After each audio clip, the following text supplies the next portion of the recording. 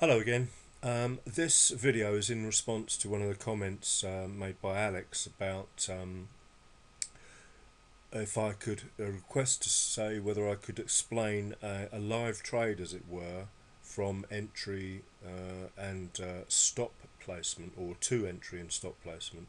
So I think I may have inadvertently answered this question, if you like, in today's video, because unlike most of my days where I'm aiming to take a trade and then wait for news to happen and then possibly get in on a reversal as a result of news, and what I do is I look at Forex Factory the previous evening for the following day's news.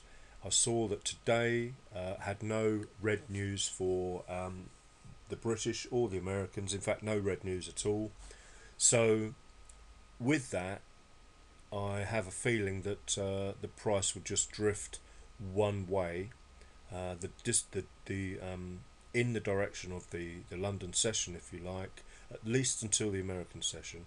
It may just be the way I think. It may just be the way I've trained myself to think. It's not necessarily, nothing in forex trading is black and white. There's no right way or wrong way. You just have to find the highest probability way and the best way for you. So, no news.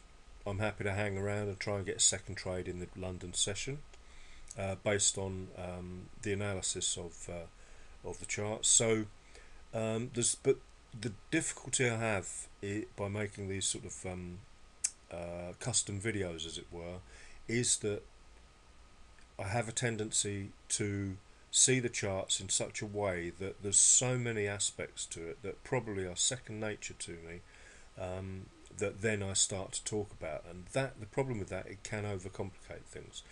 I think you really need to, and anyone that's doing price action, technical analysis or whatever, the only way to actually get good at it is just to keep studying it and learning for yourself. All I can do is give you the bare bones of a method, which is your alert, which we know is a break of support or resistance depending on which way the alert is. Break of support in a downwards alert, break of resistance in an upwards alert, and as such you then expect the price to potentially continue on. Well, we can clearly see on this H1 chart we've broken a recent resistance here when the alert happened, and where's the price likely to go? Well, to the next main resistance, if you like, which is up here. We're also trading off of a massive support level, which we can clearly see we're in a range. There's no denying that is a range. So if I'm on support and I get an alert, I want to be going long. But again, that sort of complicates things. But you've just got to build a method for yourself. These are high probability, as you can see when they alert downwards. There's been good moves to the downside, and there's been high probability moves after the alerts on the upside. It's just that. It's about probabilities, and then adding the finer set of rules to keep yourself from just jumping in and out of trades all the time. So let's go back to this one. You know now why I wanted to consider a second long, because of the range and the alert. As for the stop, well, talked about support and resistance, placing the stop behind resistance, and you can see the red mark is where the stop is, and the take profit in this instance is just below the 25 level again.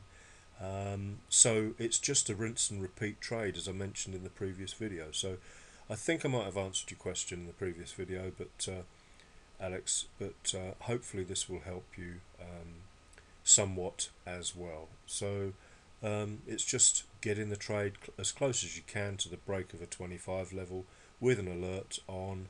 Have a broader view of what you want to do the day before if you're trading the Frankfurt London Open, as I do, and then just trade the alerts, and